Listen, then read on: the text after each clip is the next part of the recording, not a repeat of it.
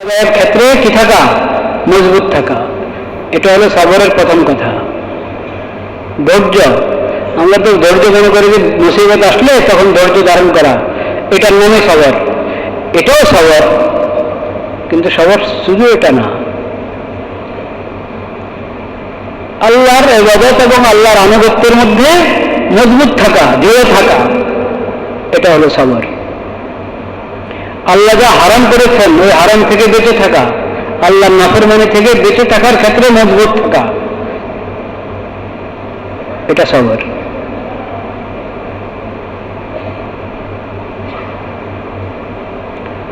আর ইবাদতটা সুন্দরভাবে করা, নিয়মিত করা এবং সুন্দরভাবে করা, এটা সবর। নামাজ শুরু করলাম, কত দ্রুত শেষ করা যায় এই ফিকির, তাড়াহুড়া করে হুলস্থুল করে শেষ করে দিলাম, এটা সবর হল না। ইবাদত সুন্দরভাবে আদায় করার জন্য নিজেকে ধরে রাখা, এটা সবর। বলা মুসিবত আসলে তখন হাই হতাশ না করে ধৈর্য ধারণ করা, যে যা হয়েছে আল্লাহর হুকুমে কি হয়েছে, ইন্না লিল্লাহি ওয়া ইন্না ইলাইহি রাজিউন। আমরা তো সবাই আল্লাহর জন্য, আল্লাহর কাছে ফিরে যাবো আবার, ব্যাস আল্লাহর ফায়সালার উপর আমি সন্তুষ্ট। এই মুসিবতের সময় আমার কি করণীয় এটা আমি জানবো, জেনে সেটার উপর আমল করব। হালাতের কারণে, পরিস্থিতির কারণে হাত পা গুটিয়ে বসে যাব, হায়তাস করতে থাকবো, হীনমন্যতার শিকার হব, এটা সবর পরিপন্থী। সবরের দাবি হলো আমি স্থির থাকার চেষ্টা করব, যত বড় মুসিবতে এসেছে কি স্থির থাকার চেষ্টা করব, আল্লাহর ফায়সালার উপরে সন্তুষ্ট থাকব। তাহলে কয়টা কথা হলো সবরের মধ্যে? কয়টা কথা হলো? মোট চারটা কথা, তাই না? চারটা। আল্লাহর ইবাদত, আল্লাহ যা আমার উপর ফরজ করেছেন এই ফরজ আদায়ের ক্ষেত্রে মজবুত থাকা। দুই, ফরজগুলো নিয়মিত আদায় করা, সুন্দরভাবে আদায় করা। তিন, আল্লাহ যা হারাম করেছেন সে হারাম থেকে, গুনার কাছ থেকে, আল্লাহর নাফরমানি থেকে বেঁচে থাকা। চার, বলা মুসিবতের সময় ধৈর্য ধারণ করা। এটার নাম কি? এই চারটা বিষয়ের নাম হলো সবর। সবর ছাড়া একজন বান্দা আল্লাহ সন্তুষ্টি অর্জন করতে কি পারে না। সবর ছাড়া দিনদার হওয়া সম্ভব না, নেককার হওয়া কিনা সম্ভব না।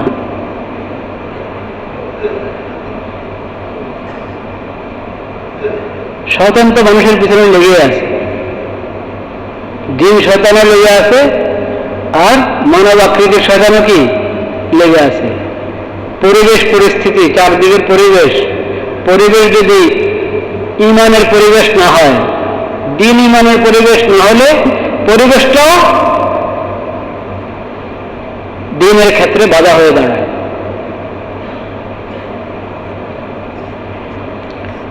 তো মানুষ যাতে আল্লাহর আনুগত্য, আল্লাহর ইবাদতের লাইনে অগ্রসর না হতে পারে সেটার জন্য অনেক ধরনের বাধা।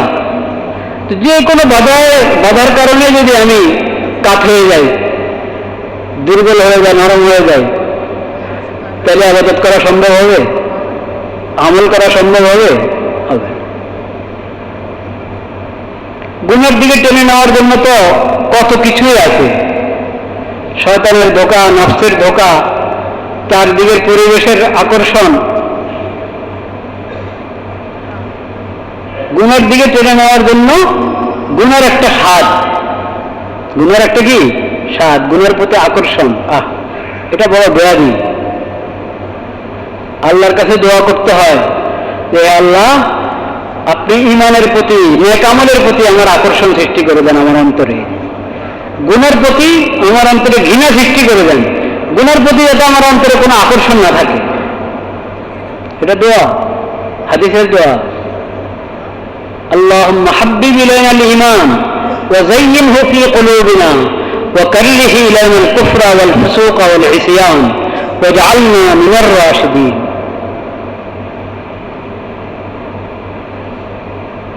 আল্লাহ আমাদের অন্তরে ইমানের মহব্বত দান করেন, ইমানকে আমাদের কাছে ভালো লাগিয়ে দেন, অন্তরে ইমানের প্রতি আমাদের অন্তরে ইমানের প্রতি আকর্ষণ সৃষ্টি করে দেন। ওয়াকারিহি ইলানাল কুফরা ওয়াল ফুসুক ওয়াল ইসয়ান, কুফর, শিরক, পাপাচার, ফাসিকি, এসব কিছুর প্রতি আমাদের অন্তরে ঘৃণা সৃষ্টি করে দেন। আমাদের অন্তরে যাতে এগুলোর প্রতি কোনো ধরনের কোনো আকর্ষণ না থাকে।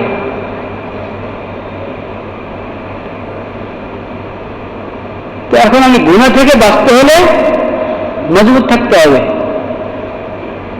শয়তানে অসফা দেওয়া শুরু করলে যদি আমি কাত হয়ে যাই, তাহলে কখনো গুনাহ থেকে কি বাঁচতে পারবো না। এগুলোর নাম হলো সবর। নেক কাজ করতে কষ্ট হচ্ছে, এই কষ্ট সয়ে নিতে হবে। এই কষ্ট কি সয়ে নিতে হবে, বরদাস্ত করতে হবে এই কষ্ট। কষ্ট হলো আমি নেক কাজ ছাড়ব না। গুনার প্রতি আকর্ষণের কারণে গুনাহ থেকে বাঁচা কঠিন, গুনাহ থেকে বাঁচা অনেক কষ্ট। মন চাচ্ছে একটু এই কাজটা না করলে কেমন লাগে, মনকে মানানোই যায় না। মনকে মানাতে হবে, এই কষ্ট মেনে নিতে হবে। যতই কষ্ট হোক আমি গুনাহ করব না। এই যে কষ্ট, নেক কাজ করার কষ্ট, আসলে কিন্তু কষ্ট না। এগুলো আমার ইমানের দুর্বলতার কারণে আমার কাছে নেক কাজ কষ্ট মনে হয়। ইমানের দুর্বলতার কারণে গুনার কাজ ভালো মনে হয়, সহজ মনে হয়। নাউযুবিল্লাহ। গুনার কাছ থেকে বেঁচে থাকা, দূরে থাকা, এটা যে কঠিন মনে হয়, কষ্ট মনে হয়, ইমানের দুর্বলতার কারণে। ইমান মজবুত হলে কোনো বিষয় না। ইমান মজবুত হলে গুনাহ থেকে বেঁচে থাকা একেবারেই সহজ, নেক আমল করা একেবারেই সহজ। তো আল্লাহ রাব্বুল আলামিন বলছেন, বান্দা তুমি নেককার হতে হলে কষ্ট করতে হবে, কষ্ট করো। সালামুন আলাইকুম বিমা সাবারতুম। দুনিয়াতে যদি এই কষ্টটা মেনে নাও, নেক কাজের উপরে মজবুত থাকার কষ্ট আর গুনাহ থেকে বেঁচে থাকার কষ্ট, এই কষ্ট যদি মেনে নাও দুনিয়াতে, তাহলে আখিরাতে শান্তি আর শান্তি। সালামুন আলাইকুম বিমা সাবারতুম ফানি'মা উকবাদ দার। দ্বিতীয় গুণটা বলা হয়েছে কি, আকামুস সালাহ, সালাত কায়েম করে। বুদ্ধিমান মানুষ কি করে? সালাত কায়েম করে। বুদ্ধিমান কাকে বলে? এটা কোরআন থেকে শুনতে হবে। বুদ্ধিমান কাকে বলে? কোরআন থেকে শুনতে হবে, হাদিস থেকে জানতে হবে, নবীজির সিরাত থেকে জানতে হবে।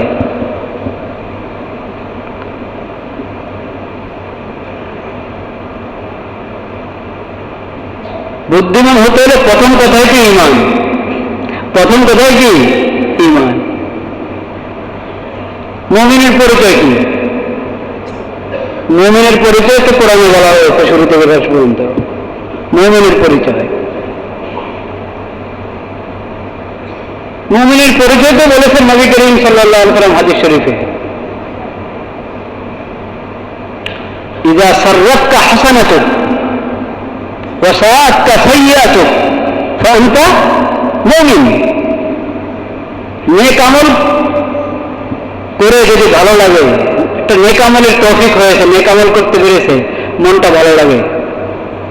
গুনাহ হয়ে গেছে, মন খারাপ লাগে, কিভাবে এই পাপটা হয়ে গেল, এই পাপটা কিভাবে আমি করে ফেললাম, খারাপ লাগে। নেক আমল হলে ভালো লাগে, গুনাহ হয়ে গেলে কি লাগে? খারাপ লাগে। এটা ঈমানের পরিচয়। বলেন সুবহানাল্লাহ। আর যদি উল্টো হয়, নেক আমল হয়েছে, এখন খারাপ লাগে, আর এই আমলটা কেমন হয়ে গেল, এটার ব্যাখ্যা দাঁড় করানো শুরু হয়। হ্যাঁ, সঙ্গীতের শিক্ষক প্রাইমারি থেকে সঙ্গীতের শিক্ষক নিয়োগের ফাঁসলা হয়েছিল না, প্রজ্ঞাপন তো জারি হয়ে গেছে, ওই প্রজ্ঞাপন করে বাতিল হয়েছে। বলেন আলহামদুলিল্লাহ। এই প্রজ্ঞাপনটা যে প্রথমে যে প্রজ্ঞাপন এসেছিল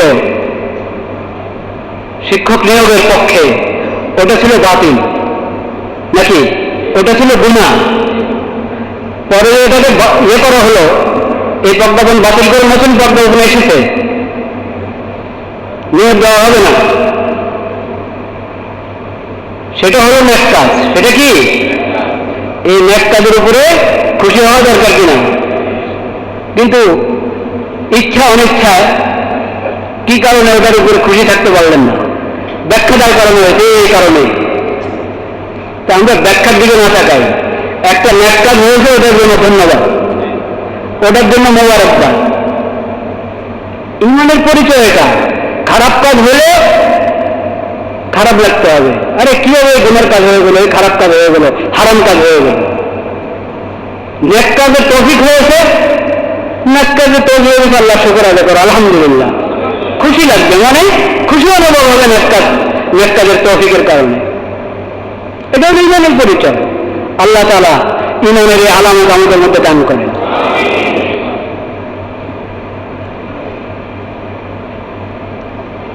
তো বুদ্ধিমান তারা, যার মধ্যে ঈমান আছে। বুদ্ধিমান কে? যার মধ্যে আখিরাতের ফিকির আছে। বুদ্ধিমান কে? যে নিজের খালেক এবং মালিককে চিনে, সে বুদ্ধিমান। আমার খালেক, আমার মালিক, আমার রব, তিনি একমাত্র মাবুদ। তার ইবাদত করা আমার উপরে কি ফরজ। সবচেয়ে বড় ইবাদত নামাজ। সবচেয়ে বড় ইবাদত কি? ওয়া আকামুস সালাহ। এটা বুদ্ধিমানের পরিচয় আল্লাহ কোরআনে দিয়েছেন। ওয়া আকামুস সালাহ, তারা সালাত কায়েম করে। সালাত কায়েম করে। সালাত কায়েম করার অর্থ কি? আজকে এই কথা বলে শেষ করছি। আল্লাহ হায়াতে রাখলে বাকি কথা পরে আলোচনা হবে ইনশাআল্লাহ। সালাত কায়েম করা মানে কি? এটা তো কোরআন কারীমের দ্বিতীয় সূরা, সূরাতুল বাকারার শুরুতেই আল্লাহ তাআলা মুমিনের পরিচয় দিয়েছেন কি? ওয়া ইয়াকিমুনাস সালাতা, যারা সালাত কায়েম করে। যারা কি? মুত্তাকির পরিচয় দিয়েছেন আল্লাহ তাআলা, যারা সালাত কায়েম করে। এই সালাত কায়েম করা মানে কি? সালাত কায়েম করা হলো সালাত যথাযথ আদায় করা। সালাত কি? যথাযথ আদায় করা। যথাযথ আদায় কিভাবে হবে? আল্লাহ যত ওয়াক্ত নামাজ ফরজ করেছেন তত ওয়াক্ত নামাজ আদায় করব। নামাজ কয় ওয়াক্ত ফরজ? 5 ওয়াক্ত। 5 ওয়াক্ত ফরজ আদায় করব। পুরুষরা মসজিদে জামাতের সাথে আদায় করবে এবং নামাজে যতগুলো ফরজ, ওয়াজিব, সুন্নাত, মুস্তাহাব আছে কিনা, হ্যাঁ, নামাজের কতটা শর্ত, কতটা রকম, ঠিক যে তরিকায় নবী করিম সাল্লাল্লাহু আলাইহি ওয়াসাল্লাম নামাজ শিখিয়েছেন ওই তরিকায় নামাজ আদায় করা, এটা হলো ইকামতুস সালাহ, সালাত কায়েম করা। কোন আমলকে যথাযথভাবে করা, নিখুঁতভাবে করা, নিয়মতান্ত্রিকভাবে করা, এটাকে বলে কায়েম করা। কায়েম আরবি ভাষা, তো আরবি ভাষা থেকে তো বুঝতে হবে কি শব্দের কি অর্থ। একামত, নামাজের একামত বলে না মুয়াজ্জিন সাহেব, আকবরতে একামত বলেন কেন? মানে সালাত কায়েম করা হবে এখন, ওটা জানাচ্ছেন, জানান দিচ্ছেন। কি করবেন? এর মতো বললে হয় ভাই নামাজ শুরু হচ্ছে দাঁড়ান না, শরীয়ত এভাবে শিখায় নাই। শরীয়ত শিখিয়েছে বাস আল্লাহু আকবার থেকে নিয়ে লা ইলাহা ইল্লাল্লাহ পর্যন্ত আযানের কালিমাগুলো একামতের মধ্যে কতক্ষণ বিশাল অতিরিক্ত আছে ও বলো। এই একামতের মাধ্যমে মানে বুঝিয়ে যে এখনই সালাত শুরু হচ্ছে, নামাজ শুরু হচ্ছে। তো এটা নামে হয়ে গেল একামতুস সালাহ। কেন? শব্দটার মধ্যে আমাদেরকে বলে দেওয়া হচ্ছে যে আমলটা তুমি যথাযথ করো, জ্ঞান জ্ঞান করো না। করলে করলাম, কোন রকম জান খাওয়ালাম, এরকম না। সুন্দরভাবে খুশু খুদের সাথে সুন্নত মোতাবেক নবী করিম সাল্লাল্লাহু আলাইহি ওয়াসাল্লাম যেভাবে শিখিয়েছেন ওইভাবে নামাজ কি করো, আদায় করো। এগুলো শিখা দরকার না, জানা দরকার না? জানা দরকার। সালাতের মাসালা আমাদেরকে জানতে হবে, সালাতের নিয়ম শিখতে হবে। নবী করিম সাল্লাল্লাহু আলাইহি ওয়াসাল্লাম সাহাবায়ে কেরামকে শিখিয়েছেন, সাহাবায়ে কেরাম তাবেঈদেরকে কি শিখিয়েছেন, কোথায় কি বলতে হবে, কোন আমল কিভাবে করতে হবে। তাকবীরে তাহরিমা, এখান থেকে নামাজ শুরু। নামাজের প্রস্তুতিমূলক কিছু কাজ তো আগে আছে। মূল নামাজটা শুরু হয় তাকবীরে তাহরিমের মাধ্যমে। তাহরিম হাত তাকবীর, নবী করিম সাল্লাল্লাহু আলাইহি ওয়াসাল্লাম বলেছেন নামাজের ইহরাম তাকবীর। নামাজের হজের যেরকম ইহরাম আছে, নামাজের কি আছে? ইহরাম। নামাজের ইহরাম হলো কি? তাকবীর। এই জন্য এটার নাম হলো তাকবীরে তাহরিমা। নামাজের বাইরের যাবতীয় কর্মকাণ্ড এখন নিষেধ, সব হারাম হয়ে যাচ্ছে। তাকবীরে তাহরিমা, আল্লাহু আকবার। এটা উচ্চারণ কিভাবে হবে? আল্লাহু আকবার, উচ্চারণটা শুদ্ধ হতে হবে। হাত উঠাবো, হাত বাঁধবো, তারপরে সানা, একবারে সালাম পর্যন্ত নামাজের কাজ। তাহরিম হাত তাকবীর ওয়া তাহলিল হাত তাসলিম। আসসালামু আলাইকুম বলে দুদিকে সালাম ফিরানোর পর এখন নামাজের ইহরাম শেষ হলো, নামাজ সমাপ্ত হলো। তাকবীরে তাহরিমের আগের কাজগুলো কি কি? ওগুলো নবী করিম সাল্লাল্লাহু আলাইহি ওয়াসাল্লাম শিখিয়ে দিয়েছেন। সালামের পরের কি কি কাজ তাও শিখিয়েছেন নবী করিম সাল্লাল্লাহু আলাইহি ওয়াসাল্লাম।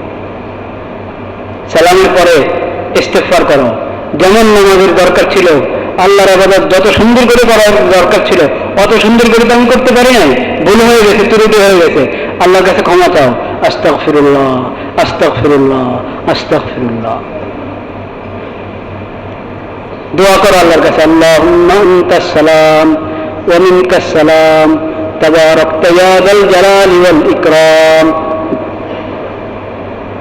শান্তি চাও আল্লাহর কাছে, শান্তি